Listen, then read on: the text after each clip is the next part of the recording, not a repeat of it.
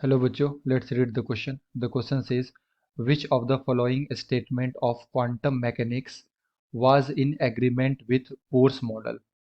पहला स्टेटमेंट दे रखा है, the path of an electron in an atom can never be determined accurately.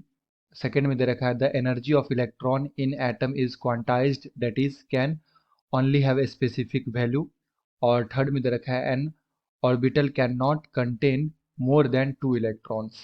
तो हमें बताना है बच्चों कि कौन सा इसमें से स्टेटमेंट जो है वो बोर्स मॉडल के साथ उसका एग्रीमेंट हुआ है. सो फर्स्ट ऑफ ऑल बात करते हैं की कॉन्सेप्ट की कॉन्सेप्ट. सो बेसिकली क्वेश्चन आया बच्चों बोर्स मॉडल से, बोर्स मॉडल. एंड अगर मैं स्टेटमेंट फर्स्ट को देखूँ तो यहाँ पे दे रखा है, the path of an electron in an atom can never be determine accurately. तो ये स्टेटमेंट जो है बच्चों ये दिए थे हाइजेनबर्ग अनसर्टिनिटी प्रिंसिपल. ओके, यानी ये बोले थे कि जो हमारे पास लाइक जो इलेक्ट्रॉन होता है तो किसी भी सर्टेन पॉइंट पे हम उसका अगर पोजीशन को डिटरमाइन करेंगे तो मोमेंटम में कुछ ना कुछ एरर आएगा, और अगर हम लोग मोमेंटम को एक्यूरेटली डिटरमाइन करेंगे तो पोजीशन में एरर आएगा. और ये स्टेटमेंट दिए थे हाइजेनबर्ग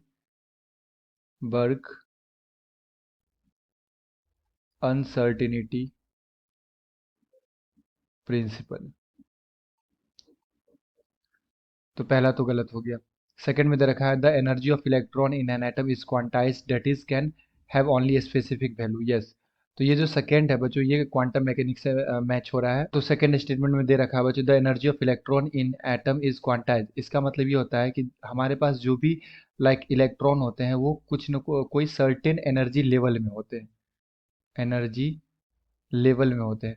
और हर लाइक एनर्जी लेवल का एक अपना एनर्जी होता है, और इसको हम लोग डिटरमाइन करते हैं. एनर्जी इक्वल टू लिखते हैं -13.6 Z square by n square electron volt. Okay, तो हर एनर्जी लेवल का अपना अपना एक एनर्जी होता है. और जब भी ये तो जो हमारे पास इलेक्ट्रॉन होता है बच्चों ये क्या करेगा, लाइक अगर एक्साइटेड स्टेट में जाएगा या फिर ग्राउंड स्टेट में जाएगा, लोअर एक्साइटेड स्टेट में जाएगा, तो ये बेसिकली क्या करेगा, एनर्जी इमिट या लूज करेगा. तो बेसिकली इसका जो एनर्जी होगा ना ये क्वांटाइज रहेगा.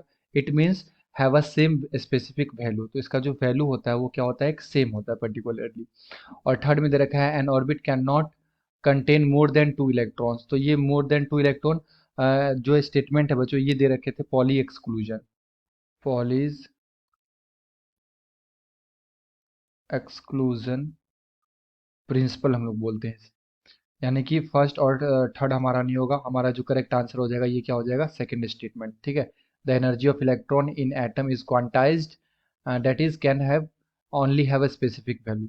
तो अगर मैं यहाँ पे ऑप्शंस को देखूँ तो ऑप्शन नंबर सी में दे रखा है only 2. So the appropriate answer is option number C. I hope you will be understood it well. Best of luck. Thank you.